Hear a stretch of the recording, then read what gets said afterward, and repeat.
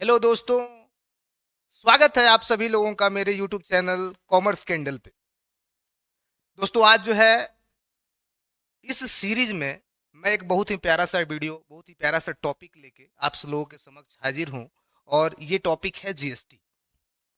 दोस्तों जीएसटी जो है एक बड़ा ही कॉम्प्लिकेटेड विषय है। बहुत सारे लोग ऐसे हैं जिनको जीएसटी के बारे में जानकारी नहीं हो पाती है, वे समझ नहीं पा रहे हैं कि जीएसटी क्या है। तो ये सीरीज जो है, ये मेरा जो सीरीज है जीएसटी का, जिसमें इसके 5 या 6 वीडियो, छोटे छोटे से वीडियो 10-15 मिनट के आपके समक्ष हाजिर होंगे मेरे वेबसाइट पे, मेरे यूट्यूब चैनल पे। और जो है आप वहां से जीएसटी को बिल्कुल ही आसान भाषा में समझ पाएंगे। बिल्कुल ही क्रमबद्ध तरीके से जीएसटी को समझाया जाएगा, बिल्कुल ही क्रमबद्ध तरीके से जीएसटी के बारे में बताया जाएगा। आइए आज की वीडियो शुरू करते हैं।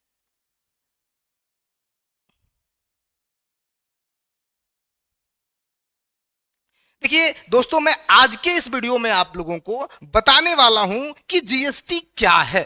सबसे पहले हम लोगों को यह जानना है कि आखिर जीएसटी क्या है, क्योंकि जीएसटी जब से आया है बहुत सारे लोगों के दिमाग में ये बातें चल रही है कि भाई आखिर ये जीएसटी क्या है। जीएसटी से लोग डर रहे हैं, जीएसटी से परेशान हैं। तो जीएसटी के बारे में पूरी जानकारी लेके मैं आप लोगों के समक्ष हाजिर हूं। आइए आज मैं आपको इस वीडियो में बताने वाला हूं पहले तो कि जीएसटी क्या है, उसके बाद ये जीएसटी कहां कहां लगता है, किन चीजों पे लगता है। उसके साथ साथ जीएसटी में ये जो इनडायरेक्ट टैक्स का सिलसिला है ये आपको मैं समझाने वाला हूं यहां पे। और सबसे पहले मैं इसको डिफाइन करता हूं कि GST is an indirect tax imposed on the supply of goods and services. It is a multi-stage destination oriented tax imposed on every value addition. तो दोस्तों मैं बता दूं कि इस परिभाषा के तहत सबसे पहले कुछ चीजें हैं जो हमें पता होनी चाहिए।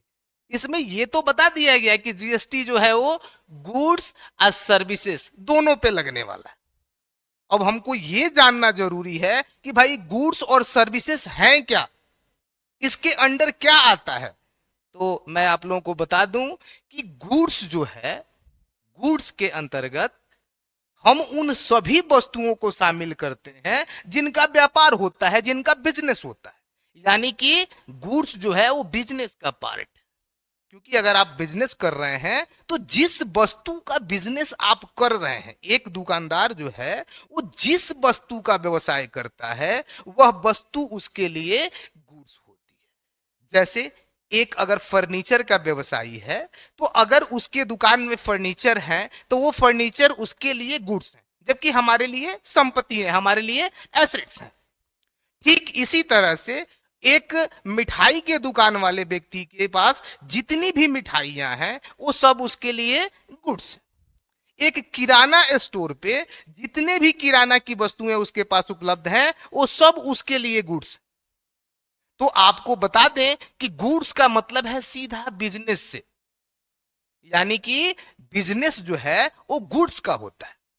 बिजनेस का मतलब है कि बिजनेस एक आर्थिक क्रिया है, व्यवसाय जो है एक आर्थिक क्रिया है जिसके अंतर्गत कोई व्यक्ति वस्तुओं का क्रय विक्रय, यानी माल को कहीं से खरीद के लाके बेचता है या बना के बेचता है, तो उसके अंतर्गत वस्तुओं का क्रय विक्रय होता है।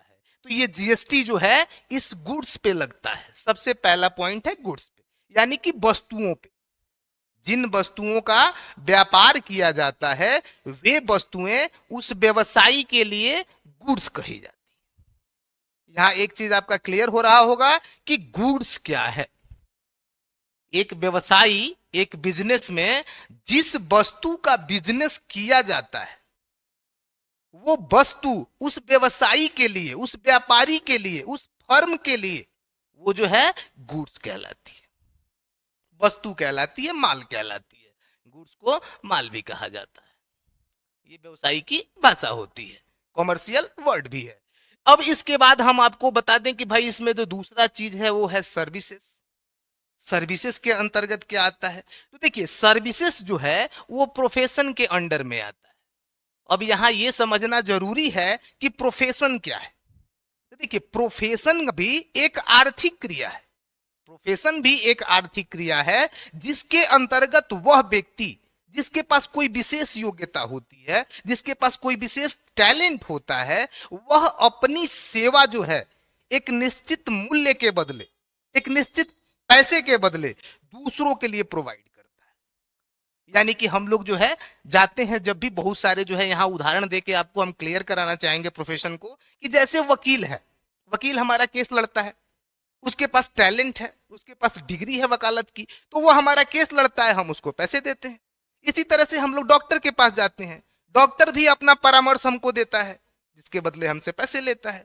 इसी तरह से इंजीनियर है, चार्टर्ड अकाउंटेंट है, यानी कि मैनेजर्स हैं, ऐसे बहुत सारे लोग हैं जिनके पास कोई विशेष योग्यता होती है और वे उस योग्यता का लाभ हम लोगों को देते हैं और उस योग्यता के लाभ देने के बदले हम लोगों से कुछ धन वसूल करते हैं, कुछ पैसे लेते हैं। तो ये क्रिया प्रोफेशन के अंडर में आती है। यहां दोनों में डिफरेंस एक थोड़ा सा छोटा सा हम आपको बता दें कि हम लोग जब पैसे देकर कोई वस्तु खरीदते हैं, यानी कि हम लोग पैसा देकर जहां से वस्तु प्राप्त करते हैं, ऐसी वस्तु जिसका व्यापार हो रहा है वो बिजनेस के अंडर में जाती है। लेकिन इसके ठीक विपरीत जब हम लोग पैसे देकर सेवा खरीदते हैं, यानी किसी व्यक्ति का समय खरीदते हैं, उसका अनुभव खरीदते हैं, उसका टैलेंट खरीदते हैं अपने यूज के लिए, क्षणिक समय के लिए, या फिर जो हमारे अनुबंध के तहत होता है, तो इसको हम लोग प्रोफेशन की श्रेणी में रखते हैं। अब यहां मामला यह है कि ये जीएसटी जो आया है वह गुड्स और सर्विस दोनों पे लागू होता है। चाहे आपका व्यापार गुड्स का है या आप सर्विस प्रोवाइडर हैं, तो दोनों ही कंडीशन में जीएसटी आपके लिए बना हुआ है। अब हम लोग आते हैं कि भाई जीएसटी जो है आखिर क्यों आया। तो देखिए, जीएसटी के आने के कुछ रीजंस थे। जीएसटी के आने का मेन रीजन था वन नेशन वन टैक्स, यानी एक देश एक कर। अब इस पे चर्चा बहुत सारे लोगों के दिमाग में ये बात नहीं स्पष्ट हो पाती है, तो मैं बता दूं आपको कि हम लोग एक ही वस्तु भारत के अलग अलग राज्यों से जब खरीदते थे तो उस वस्तु की कीमत अलग अलग हो जाती थी। यानी कि वही वस्तु हम अगर उत्तर प्रदेश से खरीदते हैं तो उस वस्तु की कीमत कुछ और होती थी, वही वस्तु हम दिल्ली से खरीद रहे हैं तो दिल्ली में उस वस्तु की कीमत कुछ और है, वही वस्तु अगर हम पंजाब से खरीद रहे हैं तो पंजाब में उसकी कीमत कुछ और है।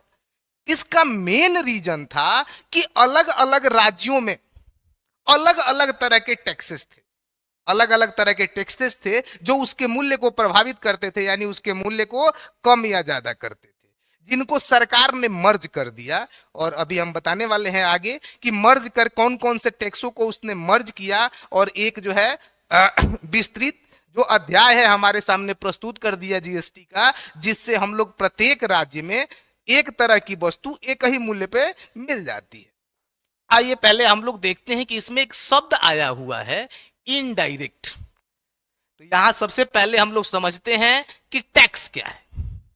देखिए, टैक्स दोस्तों हम लोगों के द्वारा, यानी जिस भी अर्थव्यवस्था में हम लोग रहते हैं, टैक्स जो है वहां के निवासियों के द्वारा या वहां के लोगों के द्वारा सरकार को भुगतान किया जाने वाला वह मूल्य है, या फिर कहें कि वह राशि है जिसके बदले सरकार हमें प्रत्यक्ष रूप से कुछ नहीं देती है। यानी कि सीधे तौर पे वो हमको नहीं देती है कुछ, लेकिन इस प्राप्त की गई कर की राशि का उपयोग वह हमारे कल्याण के लिए, हमारे देश के विकास के लिए, हमारे देश के अर्थव्यवस्था को संचालित करने के लिए करती है। अब ये टैक्स जो है वो दो तरह के होते हैं, एक डायरेक्ट टैक्स और दूसरा इनडायरेक्ट टैक्स।